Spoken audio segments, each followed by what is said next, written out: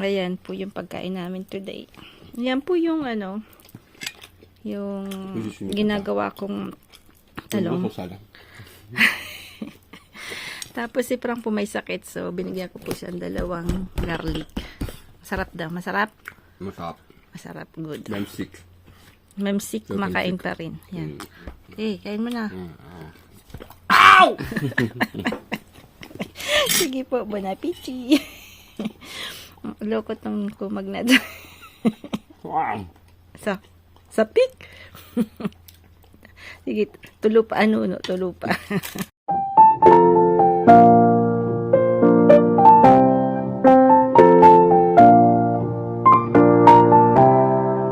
Ayan po, nandito po kami kasi ipopost ko po yung resume ko dito sa dati kong pinagtatrabuhan. Ganito din po yung the same same company. So, ayan po yung ko.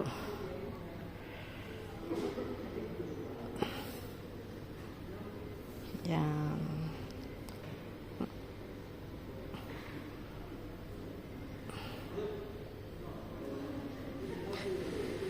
Pag CDE po, ibig sabihin po yun, full time. Ayan. Tingnan po natin kung tatawag sila.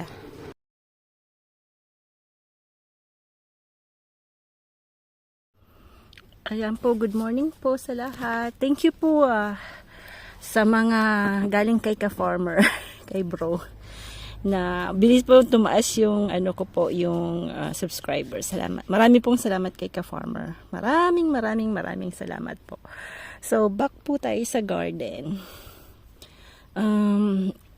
Ito po yung tinanim natin na na cuttings ng roses. So, sa tingin ko po yung iba buhay na po. Sa tingin ko lang po kasi as you can see, may mga bago na pong supang. Ayan, may supang na po siya. So, titingnan po natin yung evolution. So, ito sa tingin ko hindi. Medyo tigok to. Kasi pag nakikita naman nyo po yung buhay, green na green pa rin po yung mga stems nila. Tapos may nagsusupang na po. Pero ito sa tingin ko to, tigokski. So, we'll see po. Ayusin ko pa rin po mamaya. Tapos, check po natin si Frank. Yung niya, yung chicken niya po. Yung chicken house niya, medyo okay na. Dinaanan natin to. Kasi didiligin ko kasi pandang 3 days po. Ay, grabe po yung init. Yun, ito po yung nabili natin sa flea market kahapon na 10 euros. Ginamit niya dito. Medyo mas mababa. Pero dinoble niya na lang po. Yan. Dinoble. Ayan. Patapos na po. Okay na po dito. Ayan. Pero sabi ni George, pumunta kahapon si George. Dapat daw dito may harang para yung hay hindi matapon. Pero ang gagawin namin, lalagyan po namin ng box dito, yung itlugan. Tapos dyan, karton po. Para mas mabilis pong linisin. Tapos sabi ko kay Frank, pag umaga po, yung mga manok dapat nasa labas. So, papalabasin namin. Tapos, para mas yung ipot nila sa labas ba. Yan, okay na po. Tapos na po yung ating ayan. Ganda din. Galing din pakagawa yan. First time niyang gumawa po. So, chinecheck ko lang po kung ayan, okay. Walang butas-butas. Walang mamimirusyo sa ating chicken. Ayan. Ganda na. Bumili na po kami nung pagkain. Special po yung pagkain ng mga nangingitlog lang. Tapos at the same time po yung mga balat-balat ng mga carrots, ganun, ibibigay po namin yon. Nilagyan ko na rin po dito ng mint. Yan. Tapos lalagay ko po yung malalaking pots ng mint din. Para at least po, yan na po yung grill na ginawa ni Frank. Yan. Mataas. Para, sabi naman ni George, wag na daw pong anuhin yung pakpak. Sabi kasi nung isa kong kaibigan sa work dati, yung kaka-worker ko, kailangan daw putulin yung pakpak na konti para daw wag lumipad. Sabi naman ni George, kalokohan daw yun. So we'll see kung makakalipad. Kasi syempre kung magtugdon siya dito, tapos lumipad dun sa kabila, tigok, nakawala. Manghahabol tayo niyan, di ba? Ayan. So today po medyo kanina po medyo cloudy, pero ngayon po nagkakaroon na medyo pa-blue na po yung sky. Tapos papakita ko po yung mga roses. Dami po bulaklak. Yan. Daming roses. Ito mabango po. Ang ganda. Yan.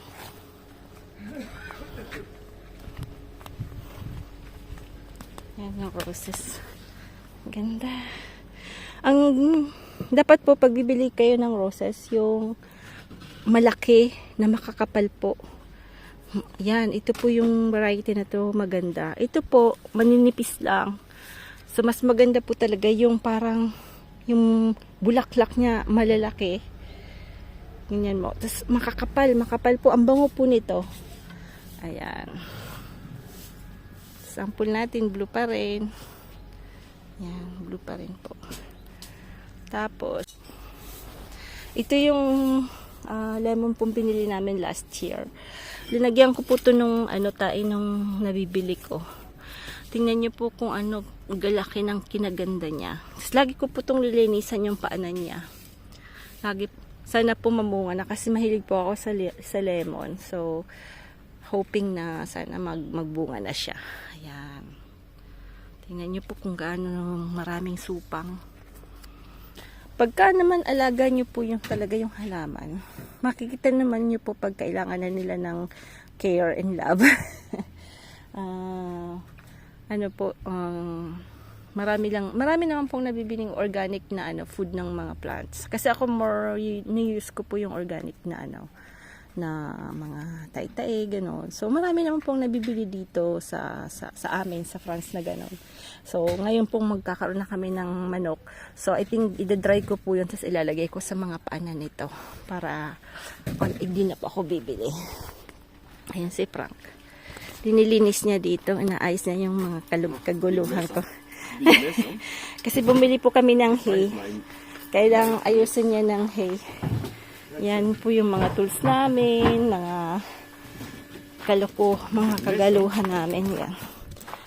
Tapos to yung pinapatubo ko, pero may kumakain po na na snails.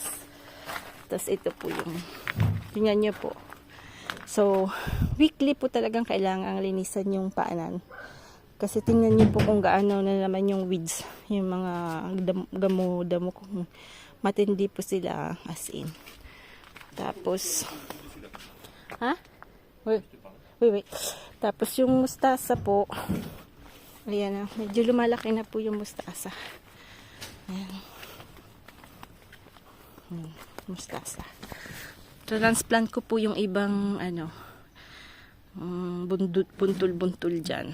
Transplants ko po. Tapos dito, tatanim ko po. Nakabili po ako ng greens. Ayan.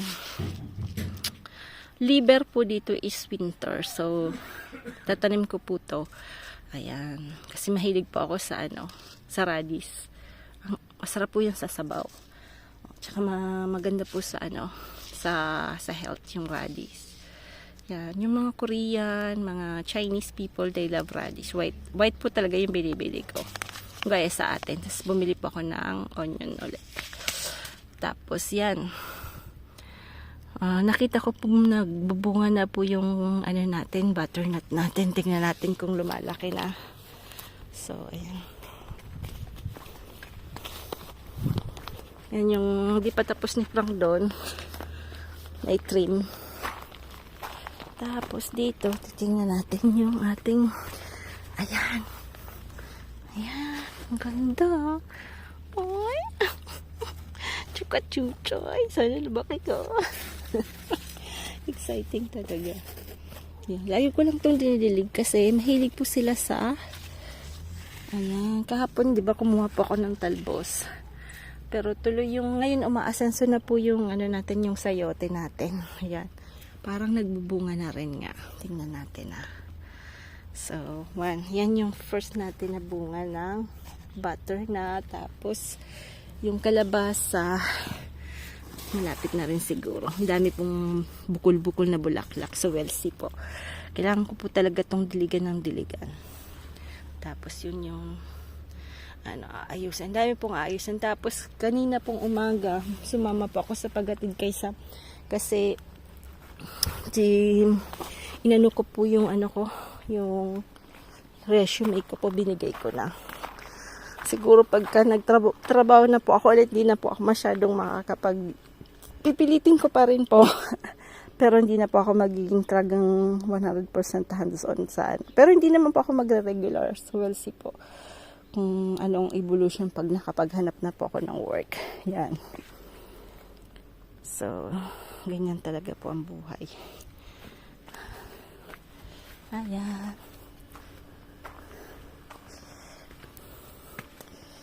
Tapos, yan, naayusin dito ni Frank. Ayan. Ayan na, parating na si Pogi. Ayan. Ka-farmer na to, ah. Ayan. Lalagay po namin sa dito para wag po hinang rats. Tingin ko hindi we need to cut. No, I don't think so. C'est yeah. Ah, c'est dommage, ça passe pas. Ouais. Ah, bah, de toute façon, on va les Bah, prendre je vais la quelque mettre là-bas chose. alors. Ouais, mais Ouais. après les animaux vont se mettre dedans. Hein. Non, on va les mettre là. On va couper. De toute façon, on a Faut besoin. couper la partie qu'on n'a pas besoin là, puis Oui, mettre oui, ça oui, là. voilà, c'est ça. Et après, il faut plus en mettre dessus. Oui, oui, oui, non, je vais le mettre pas. Ayan. Magulo today, but ayan, kasi baka bumili na po kami ng chicken sa Thursday. So, si Frank. Ayan, yun po yung binibili dito. Sa atin po yung ng rice. Sa rice. Dito naman yan po yung nabibili. Pero mura lang naman po. Kanina yung bumili yung pagkain na is 25 kilos. 16 euro po yung 25 kilos na pagkain ng manok. Tapos ito, siguro around 10 euro lang. Mga ganon. Ano po yung hay. Tapos dito, dami pong nalaglag ba. Yan.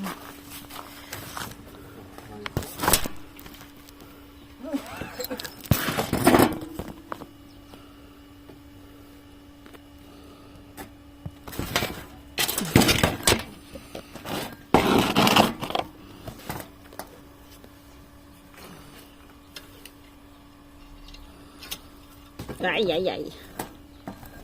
Hirap po ilagay ng camera. Gusto ko sanang pakita kung paano ko walisin na. It's difficult. Marami pong salamat kay Ka-Farmer po kasi naligaw po siya sa channel ko para ma-promote po yung channel ko po. Maraming salamat and thank you po. At sa lahat po ng mga masugid na ka-farmer po, ka-farmer family, lahat po na nag-appreciate sa brother ko. Maraming pong salamat. Alam ko pong marami po siyang talaga pong mula pa nung noon pa po sinusuportahan po siya kasi kahit po hindi mula po sa simula kasi ang dami din pong pinagdaanan ni ka-farmer. Yun. Yung mga pong noon niya pa pong supporter, alam po yun nila na talagang yung farm po marami pong dinaanan. Kami pong magkakapatid, alam po namin yon.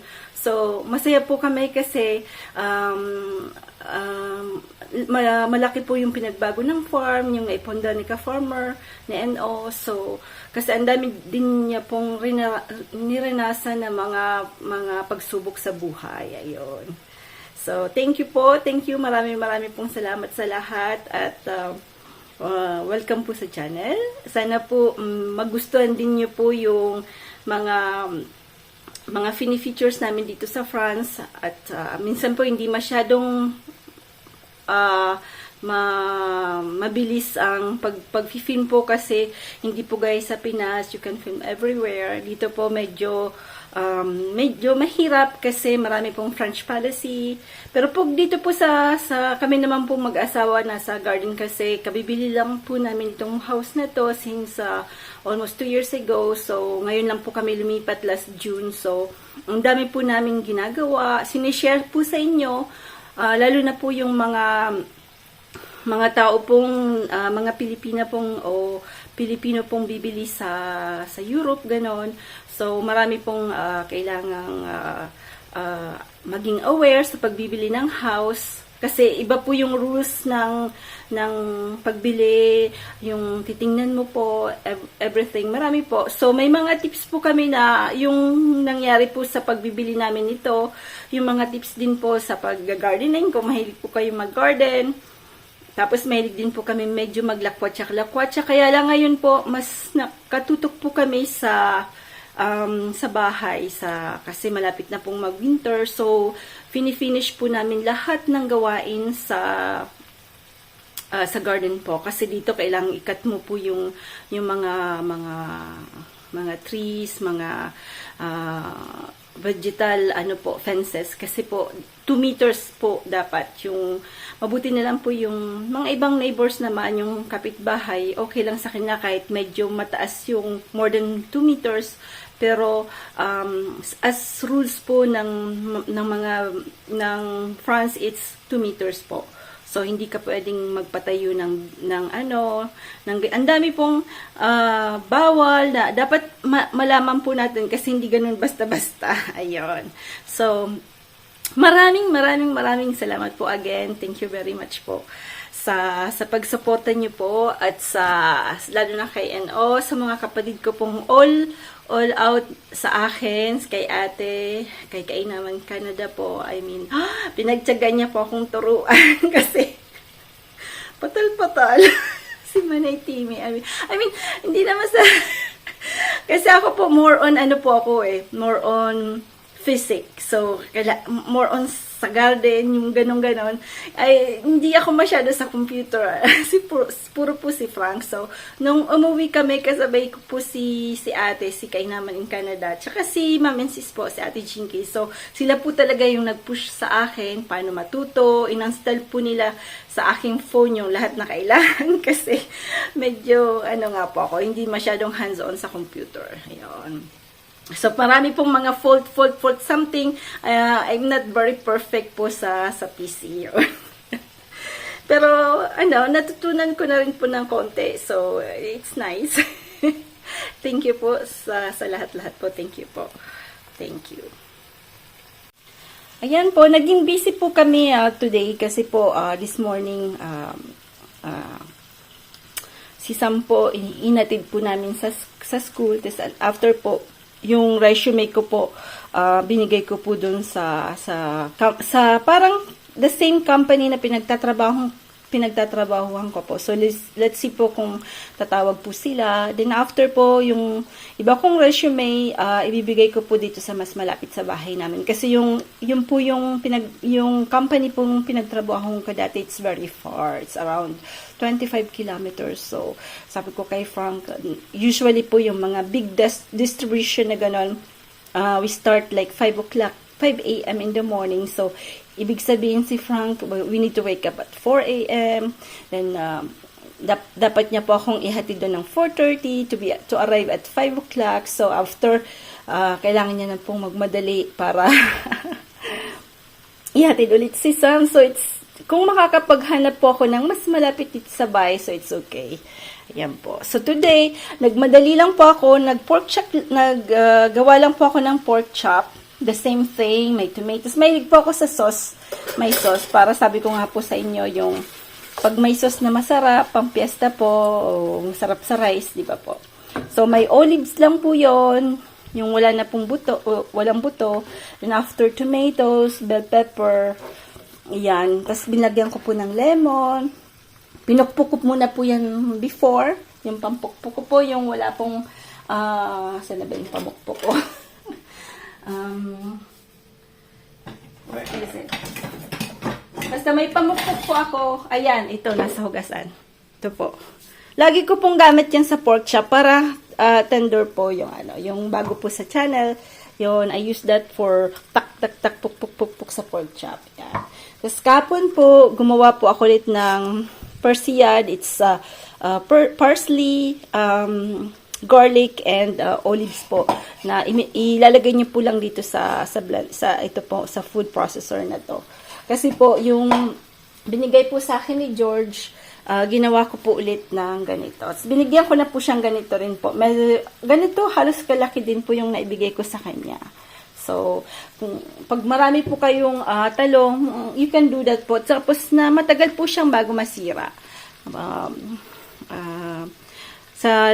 Yung dati ko pong mga video, pinakita ko kung paano po gawin yan. So, yun po yung today na pinagbisihan namin na mag-asawa. Tapos, finish na po ni Frank yung hen house.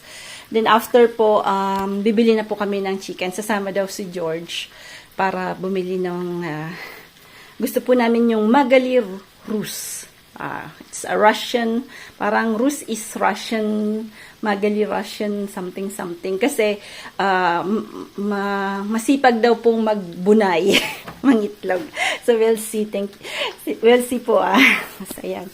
Just rice lang po kami dalawang mag-asawa. Ayan. So hanggang mamaya na lang po. Thank you po. Ayan. Gagawa na lang po siya ng pintuan dito para di makatakas si mga manoks. Yan. Tapos, tinaniman ko po ng nagtanim po ako dyan kanina. Kanina pala po na ko yun, na feature ko. So, malapit na po tayong bumili ng ng 3 po yung bibili namin. Pero tingnan nyo po, medyo malaki-laki naman. Maluwag-luwag naman yung yung solar nung mga chicken. Ayan. Kaya lang si Frank po medyo may sakit. Nahawaan po siya ni Sam. Sa Pinas po tuloy ako yung nagkasakit. Kaming 3 po, si Osh, si Samuel, tsaka ako ang nagkasakit. Siya po hindi nagkasakit doon. But hindi po kami nagtay-tay po and everything. But here, pagka si Sam po may sakit, parati po siyang nahawaan. Tapos ako naman yung hindi nahawaan. Nakdude. Ayan. At ayun yung mga roses natin. Pero pwede din natin tong gawin pagka si Frank hindi, ha Frank? What? City Passage, I'm going to put you here with the chicken. Sabi ko sa kanya, kung hindi siya mabait sa akin, ikukulong ko siya dito. May tulugan naman siya, tingnan mo. Ayan. Ganda yung pakagawa ni Kulokoys, ha. Ayan, ha. Ayan. Magaling din as in pinag-anuhan niya rin po, drawing din siya kasi before siya maging military, civil engineer po siya, so magaling din po siya sa sa math, sa mga ganyan.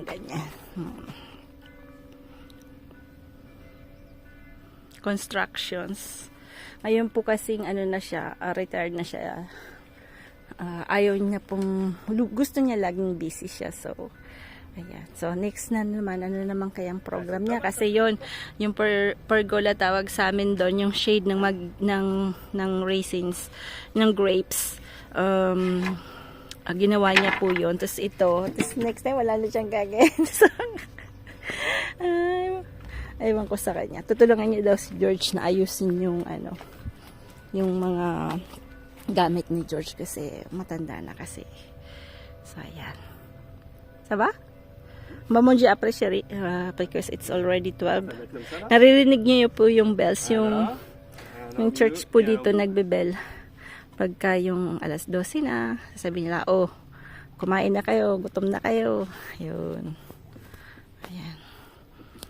Kasi yun pala, itong palang mga binigay sa akin ng kaibigan ko na English. Ayan, binigay niya po to sa akin. Yung yan. Lolo, kiskispas. Ayun po. Skabo tawag dito. Tapos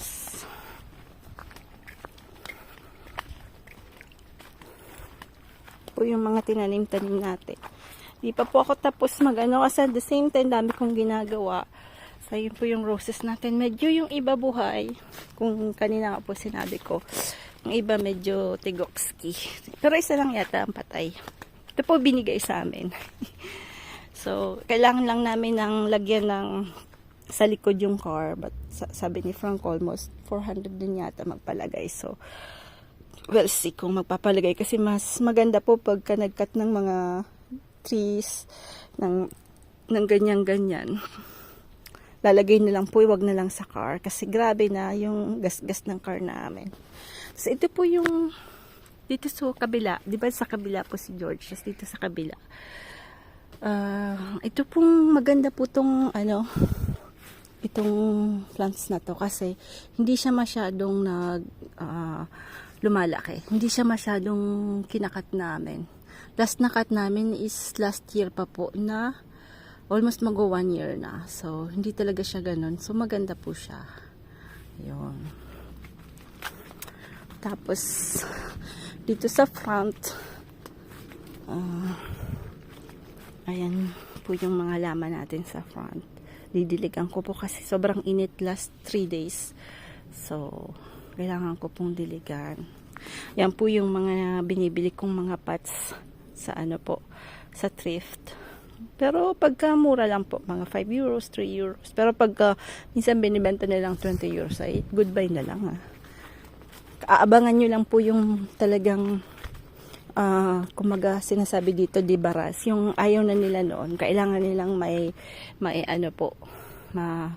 benta kahit sa murang halaga para lang magkaroon sila ng space. Yun po yung aabangan nyo. Yun.